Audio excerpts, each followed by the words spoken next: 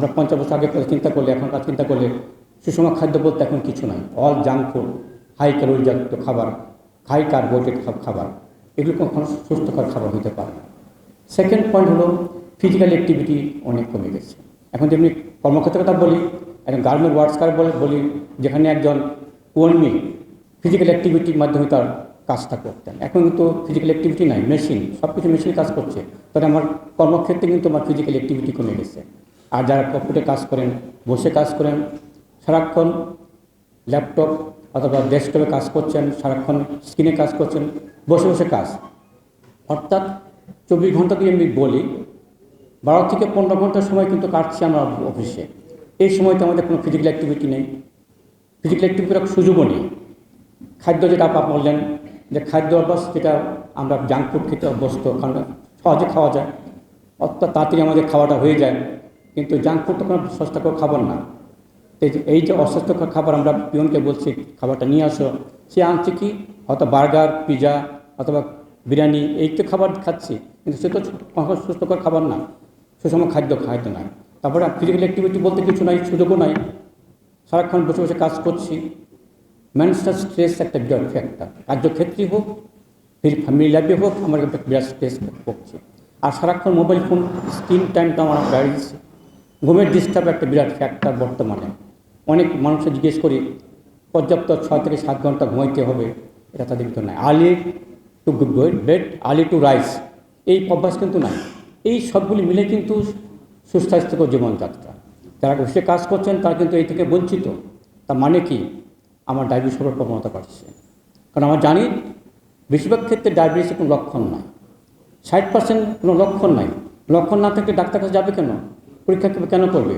যখন পরীক্ষা করতে যান, লক্ষণ যখন আসে, সমস্যা যখন আসে, তখন তো অনেক দূর এগিয়ে গেছে, অলরেডি তখন কমপ্লিকেশন, জটিলতা কিন্তু সৃষ্টি হয়ে গেছে। আর এখন ডায়াবেটিস হওয়া মানে হলো আমার জীবন অনেকখানি কমে গেল। যেখানে 70 বছর বাঁচতাম, আমি 50 বছর বাঁচছি। তার মানে কি, আমার কর্মজীবনও কিন্তু কমে যাচ্ছে, কর্মক্ষমতা কিন্তু কমে যাচ্ছে। সুস্থ থাকলে আমি যেটুকু কাজ করতে পারতাম, অসুস্থ অবস্থা আমি সেই কাজটা করতে পারবো না। তাহলে আমার কর্মক্ষমতা কমে যাচ্ছে, অন্যদিকে আমার কর্মজীবনও কমে যাচ্ছে। তার মানে এটা কি, আমার প্রোডাক্টিভ লাইফ, সেটা বেসরকারিভাবে হোক, সরকারিভাবে হোক, ন্যাশনাল হিসেবে চিন্তা করি, আমাদের প্রোডাক্টিভ লাইফ কিন্তু কমে যাচ্ছে। তো দেখবি এই কর্মজীবনকে যদি আমি ঠিক রাখতে চাই, কর্মক্ষমতা ঠিক রাখতে চাই, আমি কর্মজীবনকে যদি আরও বাড়াইতে চাই, উৎপাদনশীল দেশ তৈরি করতে চাই, তাহলে এই জনগোষ্ঠী যারা কাজ করছেন, অফিসে কাজ করছেন, কর্মস্থলে কাজ করছেন, তাদের স্বাস্থ্য দিকে নজর রাখতে হবে। আমি পিয়নকে বললাম না তুমি খাবার আমার চা নিয়ে আসো, আমি পিয়নকে বললাম না আমার পানি নিয়ে আসো, আমি গিয়ে উঠে গেলাম, এইটুকু একটা কাজ হচ্ছে। প্রতি 30 মিনিট পর পর আমি 5 মিনিট হাঁটলাম, আমার যার কর্মী আছে তাদের কথা বললাম, কুশল বিনিময় করলাম, তাতেও কিন্তু আমার মুভমেন্ট হচ্ছে। তা যদি না হয়, আমরা একটা কর্নার ঠিক করতে পারি, যেখানে একটা ছোটো একটা ট্রেডমিল মেশিন কিনতে পারি, একটা সাইকেল মেশিন কিনতে পারি, একটু আধা ঘন্টা সময় ব্যয় করি। আমরা তো অনেক সময় ব্যয় করে গল্পগুজব করি অফিসে, ওটা না করে যদি আমি আধা ঘন্টা সময় দিই ইন রোটেশন, তাহলে কিন্তু আমার ফিজিক্যাল অ্যাক্টিভিটি হয়। আমি অফিসে যাচ্ছি, আমার অনেক দূর অফিস, আমি মাঝখানে নেমে গেলাম, হাইটে গেলাম। অফিসে রোজ যাচ্ছি, আমি মাঝখানে নেমে গেলে হাইটে গেলাম, আমার লিফট ইউজ করলাম না, আমি স্টেয়ার দিয়ে উঠলাম। এই তো আমার ফিজিক্যাল অ্যাক্টিভিটি অনেকখানি ইমপ্রুভ করে। তাহলে মোবাইল ফোনটা ইউজ কম করবো। আর যেটা বললাম স্ক্রিন টাইম একটা বিষয়, আধা ঘন্টা পর পর আমি একটু দূর দিকে তাকাবো। যদি উঠতে না পারি, আমি দূরে তাকায় থাকবো, তখন 5 মিনিট দূরে তাকায় থাকবো। এটা কিন্তু আমার চোখের উপর একটা প্রেশারটা কম করে। আর এটা ইম্পর্টেন্ট বিষয় হলো আর্লি টাইমে ঘুমা, আপনি একটু মোটা, এই যে কাজগুলি আমার টিপগুলো, শুধু তাই না, আমরা ইচ্ছে করলে প্রতি অফিসে আমরা বছরে একবার করে আমরা স্ক্রিনিং প্রোগ্রাম করতে পারি। কারণ যদিও জানি আমরা 60% লক্ষণ নাই, কিন্তু ওনাকে আক্রান্ত হয়ে বসে আছে, কিন্তু জানি না যে স্ক্রিন করতে পারি প্রতি বছরে একবার করে, আমি ডায়াবেটিস ধরতে পারি আমাদের।